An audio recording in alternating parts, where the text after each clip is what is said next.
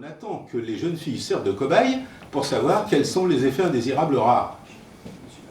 Et puis tout à l'heure, dans le débat qui a eu lieu, c'était très amusant de voir l'argument, je dirais, fondé sur des niveaux de preuve, EBM, Evidence-Based Medicine, n'est-ce pas, comme disaient les anglo-saxons, et d'autre part, l'argument d'autorité.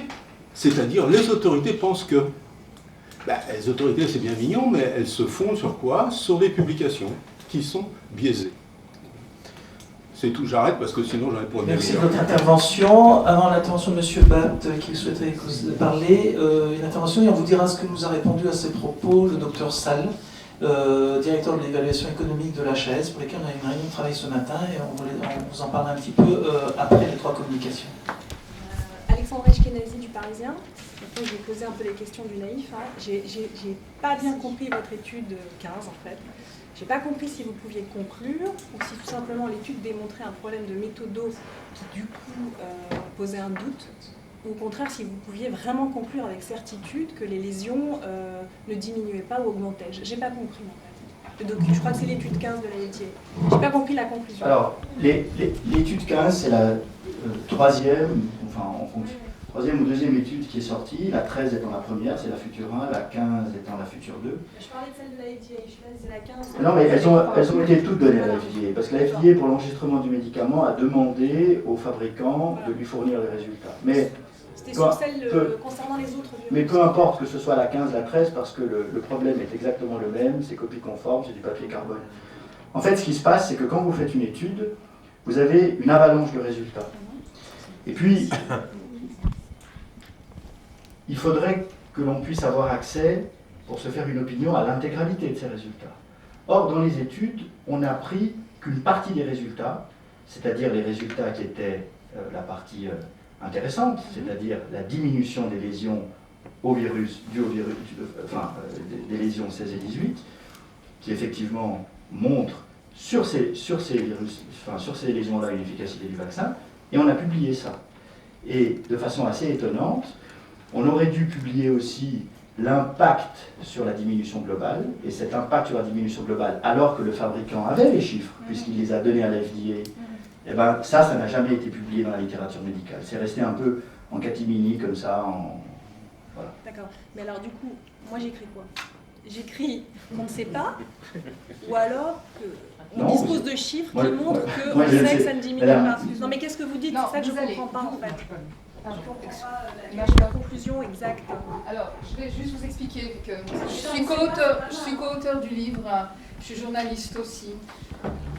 Vous avez ces documents, ils sont en libre accès sur le site de la FDA. Vous avez une série de tableaux, vous faites une recherche POM-F ou CTRL-F per protocole, et puis vous allez regarder les résultats qui sont donnés. Et vous verrez en fait que sur le résultat pour la population per protocole, vous aurez le tableau que vous a donné Jean-Pierre Spinoza. Donc c'est pas un tableau qu'il a fait avec Photoshop, il a simplement fait une capture écran du...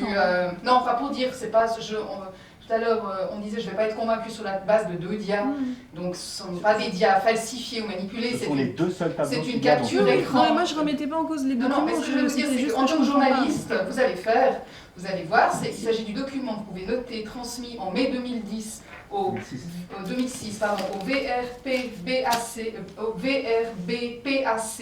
de la FDA. Il est en libre accès. Les tableaux, c'est le tableau... Enfin bref, vous recherchez PERPROT 23 et 25 et vous allez regarder ce qu'il y a comme résultat en ayant en tête qu'on attendait une réduction des lésions oscillant, selon les données épidémiologiques, entre 55 et 70%. Et vous regarderez le résultat que vous obtenez, et puis vous regardez encore dans la petite colonne qui est tout à droite où c'est écrit CI pour intervalle de confiance. Et vous verrez que le seuil atteint est proche de 0, ce qui veut dire, en jargon, voilà, est inférieur à 0. Et ce qui veut dire, en langage statistique, ça n'est statistiquement pas significatif. En d'autres termes, comme vous l'a dit Jean-Pierre Spinoza, ça peut être dû au hasard, comme ça peut vouloir dire quelque chose. Donc on ne peut pas conclure à l'efficacité du Gardasil sur la diminution de l'ensemble des lésions associées à tous les HPV. Voilà. C'est pas lui qui le dit, c'est dans un document. Ce document, les autorités américaines en ont pris connaissance. Ce sont d'ailleurs des données qu'elles ont exigées, vous verrez, c'est marqué « transmis à la demande de la FDA ou du CBL par le fabricant par email le tel jour, etc. » Donc, c'est quelque chose que la FDA a demandé en fait à avoir comme résultat. Et ça, ce sont des données, c'est des tableaux qu'on peut lire, hein, qui sont relativement, voilà, qui ne sont pas très compliqués. Et c'est sur ces données-là qu'on se base. Donc, les deux tableaux que vous a montré Jean-Pierre Spinoza, ce n'est pas quelque chose qu'il a concocté lui en jouant avec Excel. Ce sont des données qu'on trouve chez les autorités de régulation. Voilà, on va avancer un petit peu parce que je propose que le docteur Batt s'exprime et après ce sera le docteur Pellerin. Trois petites choses à ce moment de notre débat. La première chose, c'est que moi je ne connais pas le docteur Spinoza, je le rencontre aujourd'hui, mais je connais le docteur de Chazourne. Et depuis que j'ai été membre d'une commission d'enquête sur la grippe, j'accorde un certain crédit au docteur de Chazourne.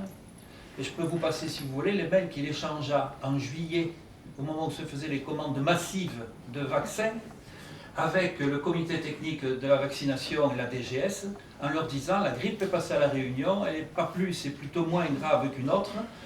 On veut, en plus, elle est déjà passée, on veut encore nous vacciner la population, ne sombrez pas dans le délire du tout vaccin. Donc, à partir de là, j'accorde un crédit au docteur de Chazourne.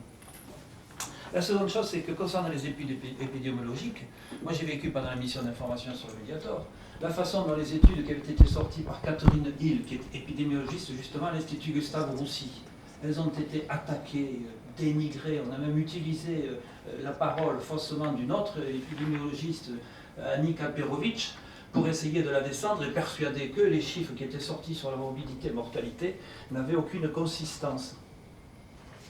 Donc, à partir du moment où on nous dit, voilà, les données existent, on peut aller les étudier, je crois que, d'ailleurs, je demanderai à Catherine Hill, sur la base de cette étude, de la regarder elle-même. La troisième chose, c'est que vous trouverez au journal officiel du 2 octobre 2010 un arrêté de l'AFSAPS qui, pour une fois, agit en interdisant une publicité pour le Gardasil, parce que dans cette publicité, il était indiqué que c'était un vaccin contre le cancer du col de l'utérus. Alors si l'AFSAPS le disait en octobre 2010, c'est que quand même ça doit avoir une certaine réalité. Pour une fois. Parce qu'autrement, j'ai bien vu moi comment les agences effectivement peuvent mentir, au moins certains dirigeants d'agences peuvent mentir. Voilà, merci. Donc la parole au docteur Pellerin, qui va se présenter très rapidement. Oui, bonjour. Je m'appelle Joël Pellerin, je suis médecin généraliste à La Réunion. Je n'ai aucun conflit d'intérêt, je suis simplement généraliste, avec une petite nuance, c'est que pendant longtemps, j'étais en fait docteur ingénieur chimiste. Par lignée familiale, parce que dans ma famille, tout le monde faisait ingénieur, j'ai fait ingénieur, mais je voulais faire médecin et j'ai fait médecin plus tard. Ça fait donc plus de 20 ans que je suis installé à La Réunion.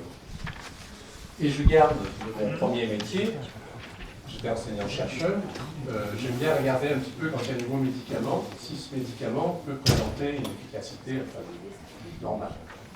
Et j'ai regardé sur la fiche technique du Gardasil les études contre placebo. La première chose qu'on fait pour un médicament, c'est études contre placebo.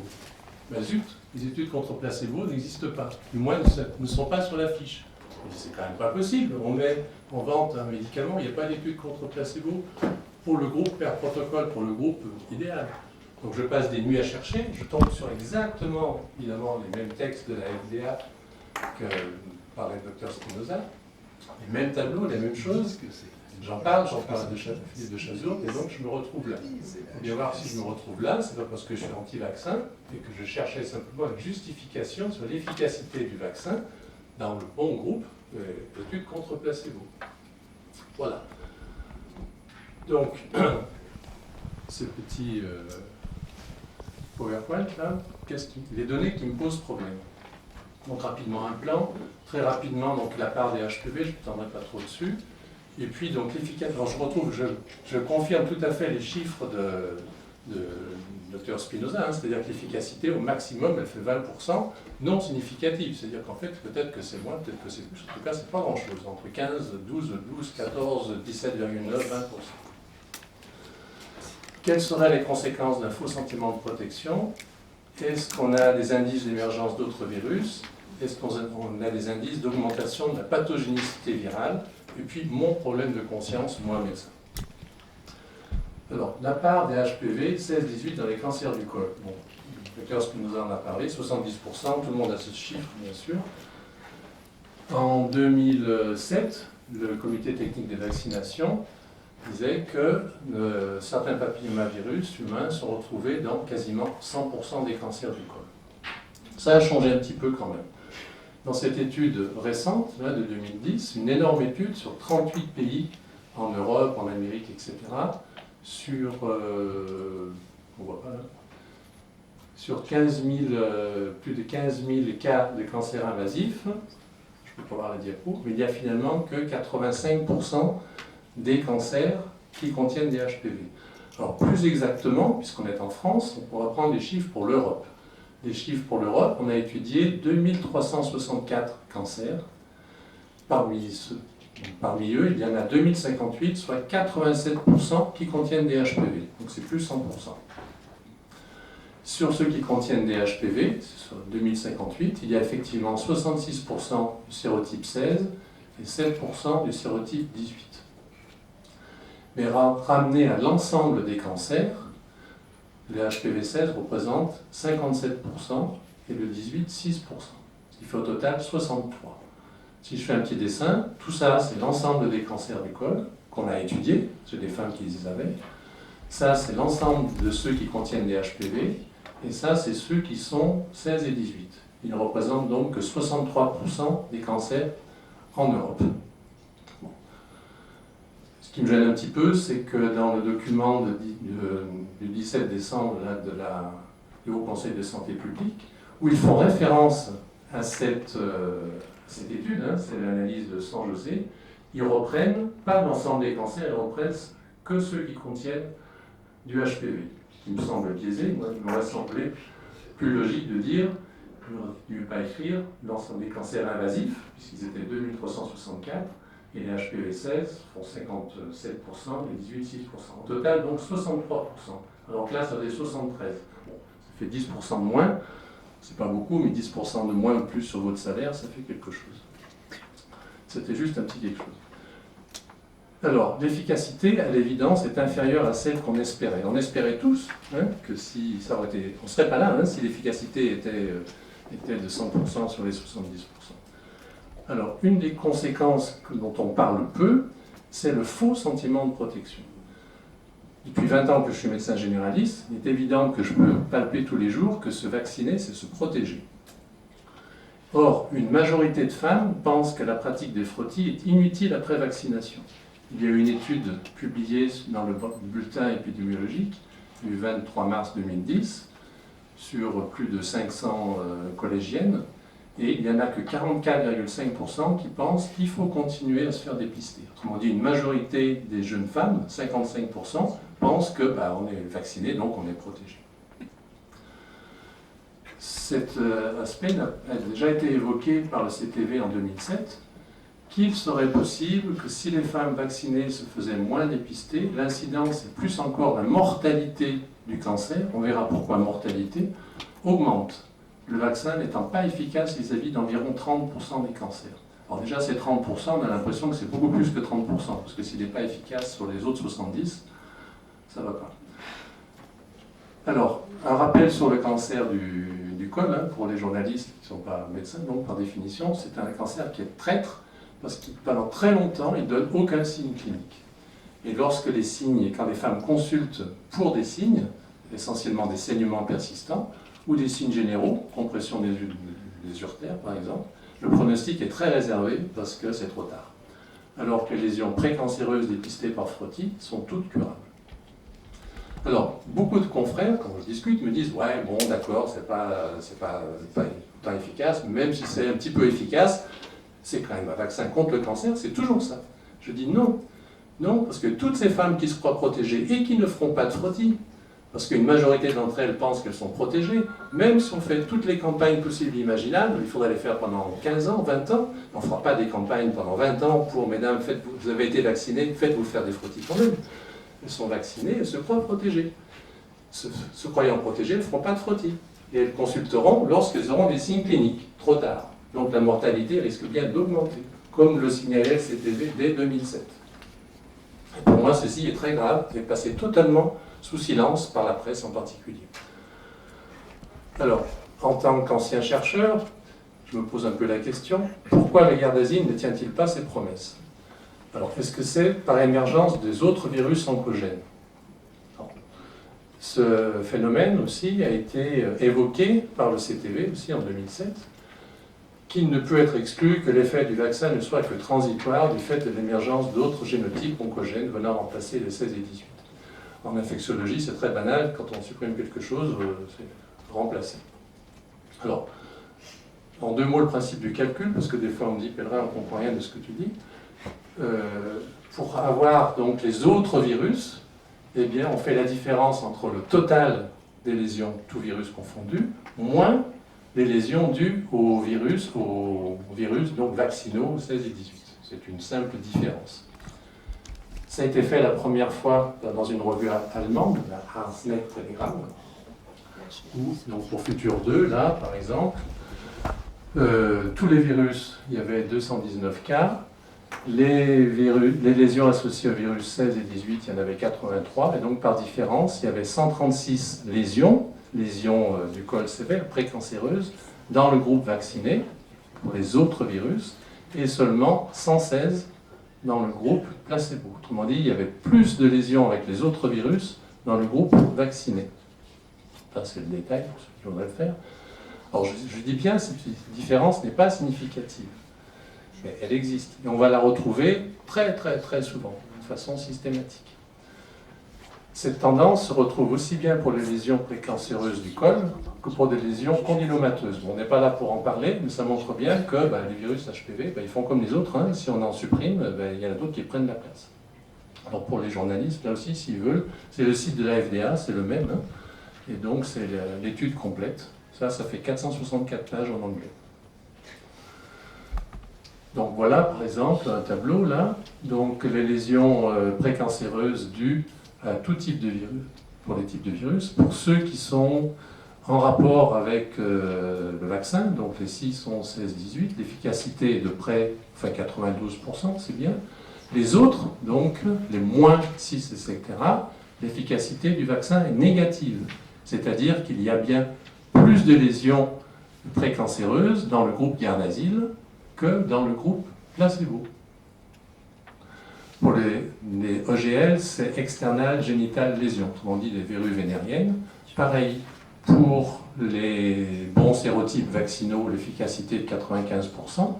Pour les autres, eh bien, l'efficacité est de moins 21%, c'est-à-dire qu'on a vacciné ces patientes et elles ont présenté des lésions. Ces lésions étaient principalement avec donc des autres virus. Les autres virus sont plus abondants dans le groupe Gardasil que dans le groupe placebo.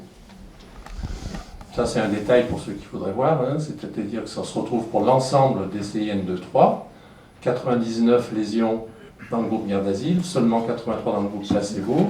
Pour les CIN2, pareil. Pour les CIN3, pareil. Systématiquement, dans le groupe Gardasil, les autres virus donnent plus de lésions que dans le groupe placebo. Donc ça, c'est un tableau aussi qui tout le monde peut trouver, parce que c'est sur le site de la FDA. Il n'y a pas à faire les différences, ils ont déjà calculé. Hein. Les HPV notent 6, 11, 16, 18, autrement dit les autres virus, avec un échantillonnage important, parce qu'il y a 8800 patients dans le groupe Gardasil, 8800 et quelques dans le groupe placebo. Donc les lésions CIN2, 3, les lésions sévères, pour les autres virus, 169 dans le groupe Gardasil, 142 dans le groupe placebo. Ça fait quasiment 20% de différence, 20% de plus, 19% de plus dans le groupe Gardasil. Et ce n'est pas significatif au seuil de 0,05, mais c'est significatif, donc, le P fait 0,11. C'est-à-dire qu'en clair, ça veut dire qu'il y a 9 chances sur 10 que ce soit vrai. Et un spécialiste d'épidémiologie me disait qu'en fait, si on prend un test unilatéral, on peut diviser par 2 et on atteint presque 0,05, on atteint 0,055. Donc, on peut vraiment se poser des questions sur l'émergence des autres virus avec tout ça, parce que c'est vraiment systématique. Alors, on peut se poser la question de l'augmentation de la pathogénicité des souches 6, 11, 16 et 18, donc des souches vaccinales, lorsque les patientes ont déjà été en contact avec le virus. Alors, il semble, je dis bien il semble, que plus la patiente est infectée, plus l'efficacité du vaccin est négative, c'est-à-dire qu'il n'est pas protecteur, mais au contraire, il y a finalement plus de lésions avec les virus, 6, 11, 16 et 18, dans le groupe vacciné. Donc cela, il faut bien voir que ce n'est pas dans le groupe per protocole, hein, où par définition les femmes sont naïves par rapport au virus, c'est dans la pratique quotidienne, puisqu'on dit qu'on peut faire le vaccin en rattrapage dans l'année qui suit les rapports, et dans certains pays même, ils veulent vacciner jusqu'à 40 ou 45 ans.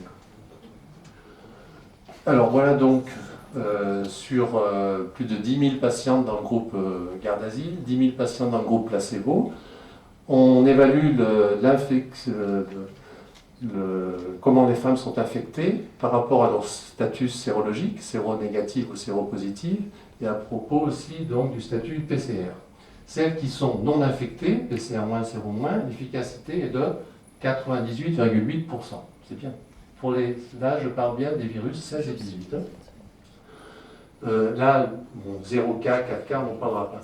Pour celles qui sont un petit peu infectées, donc PCR+, mais séro-, l'efficacité chute, n'est plus que de 31%.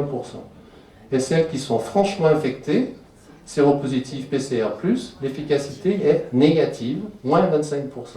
C'est-à-dire que pour ces femmes-là, le fait de les vacciner, eh bien, on trouve plus de lésions dans le groupe garde asile que dans le groupe placebo. Et encore une fois, comme disait Jean-Pierre, tout le monde peut se procurer ces résultats, il suffit de se taper les 464 pages. En anglais. Vous avez extrait les meilleurs tableaux. Ben oui. Oui, bon, on parle du cancer du col, hein, mais là aussi, pour les verrues vénériennes, on a l'impression que c'est la même chose, c'est-à-dire que celles qui sont, par exemple, séropositives ou PCR positives, on a encore une efficacité négative. Les verrues vénériennes aussi, là encore, moins 6%, moins 7%. Alors, on peut quand même se poser la question, ça fait quand même beaucoup de répétitions, ça. Alors, bon, Philippe l'a déjà dit, hein, on est médecins généralistes tous les deux, donc on est vraiment en contact de nos patients tout le temps. Serment d'Hippocrate, j'informerai les patients des décisions, je ne tromperai jamais leur confiance, je préserverai l'indépendance nécessaire à l'accomplissement de ma mission. Et chaque résultat de tout ce que j'ai présenté, donc, ça n'atteint pas le seuil de significativité. Mais cette répétition systématique m'interpelle. Est-ce qu'il n'y a pas quand même du vrai là-dessous? Et si c'est vrai qu'on néglige, que diront nos patientes dans 15 ans? Parce qu'elles sauront qu'on avait tout ça, c'est sur le site de la FDA, ça n'a jamais été publié, jamais. Si on ne va pas creuser, ça existe dans aucun journal, évidemment, ce n'est pas en faveur du vaccin. Et quand elles sauront dans 15 ans qu'on savait, mais qu'on n'a rien dit, qu'est-ce que nous on leur dira? C'était la fin de mon premier exposé. Mais bon, après discussion, il y en a qui me disaient « Ouais, mais il y a eu l'étude australienne qui a montré de façon certaine que le vaccin est efficace pour les moins de 18 ans. » Et ça, j'aimerais bien vous en dire juste 2 minutes, si Philippe arrive à me le mettre.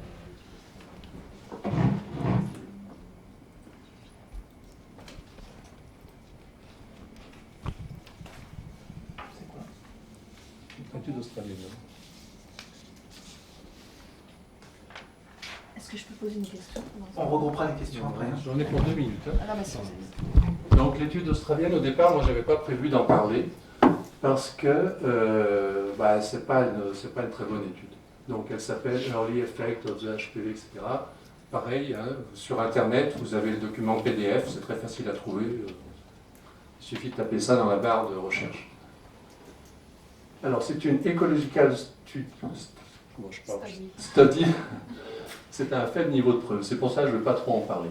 Mais elle a été citée par le labo, puisqu'on l'a entendu à la radio, ça y est, le garde asile est efficace, on l'a montré en Australie. Largement médiatisé, et c'est la preuve d'une efficacité donc chez les filles de moins de 18 ans. Alors, effectivement, voilà, j'ai repris une partie du texte, hein, une diminution significative de moins de 38%, etc. Il est dit un petit peu plus loin, il y a une petite augmentation de l'incidence qui était chez les femmes plus âgées. Alors cette légère augmentation de l'incidence sur le nombre de vaccinés, parce qu'on a vacciné plus de 1 million de femmes, finit par faire beaucoup de cas. Si on complète les calculs, je vous montrerai tout à l'heure, on s'aperçoit que la vaccination d'1 million de femmes aurait permis d'éviter 21 lésions chez les moins de 18 ans, mais aurait provoqué plus de 800 lésions chez les autres, avec un bilan global donc de 790 lésions supplémentaires chez celles qui sont vaccinées par rapport aux autres. Et eux, ils disent que ça a une significativité très élevée. Alors, je me pose plein de questions. Heureusement, c'est une mauvaise étude, parce que sinon, on n'en parlerait plus. Voilà donc, les moins de 18 ans, 5500 patientes. L'incidence a baissé, donc a baissé de 0,38%. C'est significatif au seuil de P à 0,03. Ça correspond à une efficacité de 48% pour le vaccin, et ça fait 21 lésions de moins dans le groupe des vaccinés.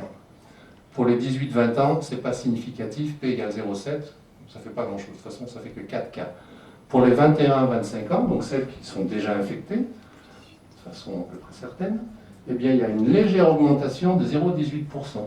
Mais comme elles sont, les 21-25 ans, comme elles sont 152 000, ça fait 273 lésions en plus. Donc de lésions évitées, moins 273. Ça fait une efficacité négative de 12%. Pareil pour les 26-30, pareil pour les plus de 31, ce qui fait que globalement, on a évité 21 lésions chez les moins de 18 ans, et on a créé tout ça. Au total, en vaccinant, en groupe vacciné, on a 790 lésions supplémentaires dans le groupe vacciné. C'est quand même paradoxal et personne n'en parle, bien sûr.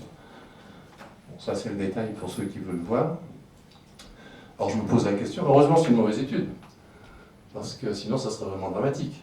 Mais est-ce qu'il n'y a pas un petit peu de vrai quand même? Est-ce que, encore une fois, ça ne va pas dans le sens qu'il y a augmentation de la virulence, il y a augmentation des autres virus, et que finalement, le vaccin, là je parle bien, c'est pour les femmes qui étaient déjà plus âgées, qui étaient déjà en contact avec le virus. Mais les recommandations officielles, c'est les jeunes filles de 14 ans, et en rattrapage, plus tard, dans la première année qui suit les rapports. Voilà. Merci beaucoup Joël. En attendant que Catherine Rivas se prépare, est-ce que vous auriez des questions à poser? Je vous rappelle, vous présenter s'il vous plaît.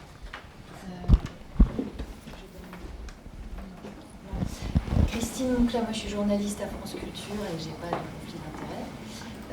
Je voulais juste savoir qu'est-ce que ça avait donné votre réunion de consensus ce matin? Parce que je vois que toutes les études, même si j'ai un peu du mal à suivre, parce que je suis pas spécialiste, mais j'ai cru comprendre que ça va un peu dans le même sens. Est-ce que vous avez justement réussi à trancher? Est-ce que vous avez entendu par les seules personnes qui étaient là, donc de la HAS?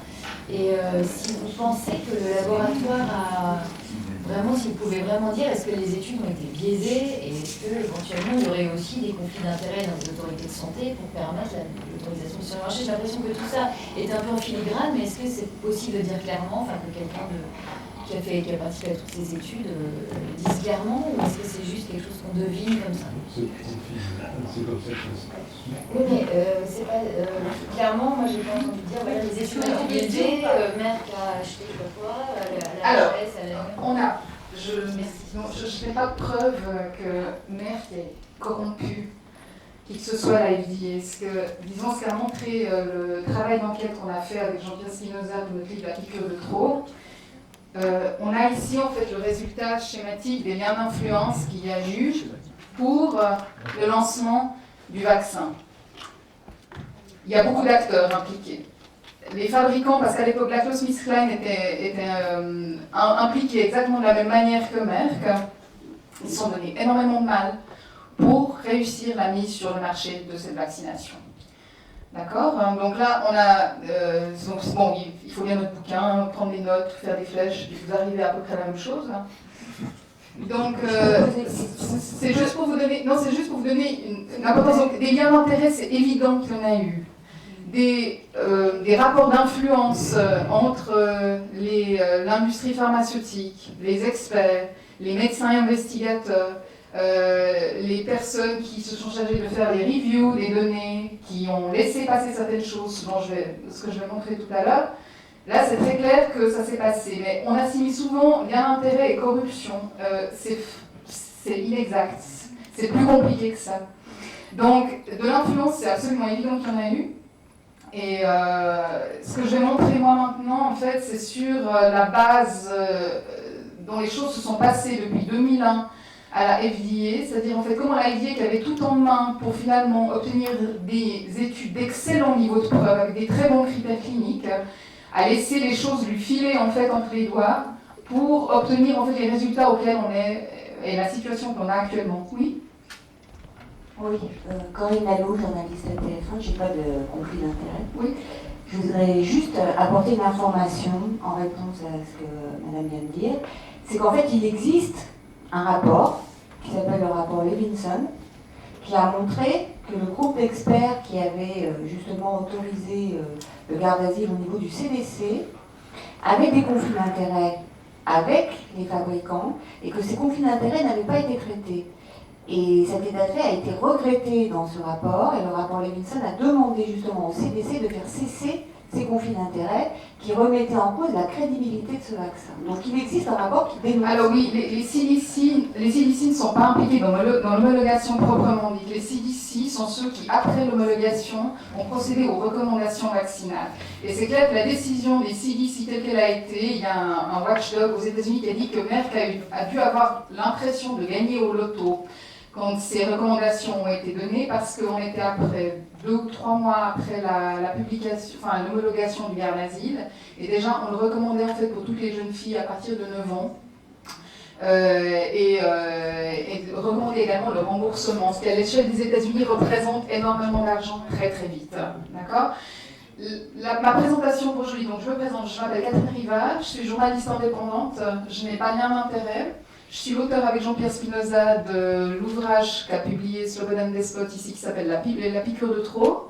C'est un ouvrage dans lequel on s'est penché sur ce dont on dispose comme données cliniques pour pouvoir parler de l'efficacité de ce vaccin et également sur finalement ce que les fabricants ont déployé pour créer la demande par rapport à ces vaccins, parce que ça représente un assez gros défi vu qu'il s'agissait de vendre un vaccin qui ne ciblait que 2 sérotypes contre une maladie, il est censé prévenir une maladie, donc partiellement seulement, qui était déjà efficacement prévenue par le frottis. Donc c'est vrai que ça, c'est quelque chose en fait, qui a nécessité un déploiement de gros moyens. La FDA a joué également un rôle tout à fait clé là-dedans, parce que bon, la FDA est celle qui a procédé à la première homologation du vaccin garde d'asile, et il faut le dire clairement, je ne veux pas dénigrer les autres autorités de régulation, mais disons, tout le monde a refait à peu près du copier-coller de ce qu'a fait la FDA. Aucune autorité de régulation ne s'est penchée avec le même détail, le même sérieux, et surtout aucune autre autorité de régulation n'a accompagné et structuré les essais cliniques comme l'a fait la FDA. Donc c'est pour ça que les documents qu'elle fournit sont très intéressants. C'est aussi très intéressant parce qu'il y a une culture américaine de la transparence qui est totalement absente en Europe. Donc ce qui fait que les documents, vous pouvez les obtenir assez facilement. Donc certains sont déjà en libre accès. Vous verrez plus tard dans ma présentation, il y en a d'autres en fait, dont on a actuellement une demande en cours en se référant à l'acte de la liberté d'information aux États-Unis qui fait qu'en principe, vous pouvez obtenir tous les documents officiels qui ont été produits par l'administration. Alors, là, Jean-Pierre Spinoza vous a présenté les résultats. Le moins qu'on puisse dire en fait, c'est que ces résultats sont très décevants. Donc, pour nous, la question, c'est de savoir finalement comment est-ce que la FDA a pu se contenter de ça. Parce qu'en fait, il n'y avait pas de pression, il n'y avait pas d'épidémie de cancer du col qui justifiait qu'on se précipite en fait pour homologuer un vaccin. Donc, je suis allée voir en fait les documents qui existent à partir de 2001, parce que c'est depuis 2001 en fait que Merck a réellement approché la FDA et fait une demande pour homologuer son vaccin. Alors, ici, il y a un certain nombre d'abréviations qui sont utilisées dans ma présentation. Je vous laisse peut-être juste en prendre rapidement connaissance, qui correspondent en fait à certaines procédures qui sont courantes en fait dans la FDA dans un processus d'AMM, donc d'autorisation de mise sur le marché. Alors, il y a aussi un autre point qui est important à connaître, en fait, c'est quand on fait une étude clinique, c'est ce qu'on appelle un critère clinique, c'est-à-dire en fait, quand on fait une étude, qu'est-ce qu'on veut voir? On veut voir l'impact, en l'occurrence, d'une vaccination sur une maladie. Cette maladie, donc, c'est le cancer du col de l'utérus. Ça a été déclaré non praticable parce qu'on a actuellement les moyens dépister les lésions précancéreuses, de les traiter, comme a dit Joël Pellerin, elles sont totalement curables, alors qu'un cancer du col de l'utérus a un beaucoup moins bon pronostic. Donc, on a utilisé ce qu'on appelle un critère de substitution, qui sont ces fameuses lésions de haut grade qu'on appelle SIM 2-3+. Et on a enfin un autre critère qui est important pour comprendre le suite de ma présentation, qu'on appelle outcome en anglais, qui est l'aboutissement d'un processus, c'est-à-dire le résultat d'un essai clinique. Donc, le critère de jugement, le critère d'efficacité du vaccin. Alors, il y a aussi certaines choses sur lesquelles je vais passer rapidement, que j'ai présenté ce matin. On a une hiérarchie de ce qu'on appelle des outcomes dans une étude. En principe, une bonne étude clinique n'a qu'un seul primary outcome. Si elle multiplie les outcomes, elle est moins bonne. C'est une règle en fait qu'on a comme ça. Donc, il doit être extrêmement soigneusement sélectionné. Parce que s'il a été mal sélectionné, et on verra que dans le cadre des études de Futur 1 et 2, la question se pose réellement, s'il a été mal sélectionné, votre étude à la fin, même si elle avait un échantillon colossal, qu'elle a généré une foule de données, sa force d'affirmation est quasiment nulle. Ensuite, vous pouvez avoir à côté d'un critère clinique, d'un critère de jugement, vous pouvez avoir en fait aussi ce qu'on appelle des analyses secondaires. Alors, ce sont des critères complémentaires qui peuvent éventuellement servir à décrire le mécanisme d'action observé avec le critère primaire de jugement. Ils sont présents à titre documentaire et il n'est pas possible d'en tirer la moindre conclusion. Donc il y a une hiérarchie qui est très stricte et quand un essai clinique respecte en principe ces critères, on peut dire que c'est un bon essai clinique avec un bon niveau.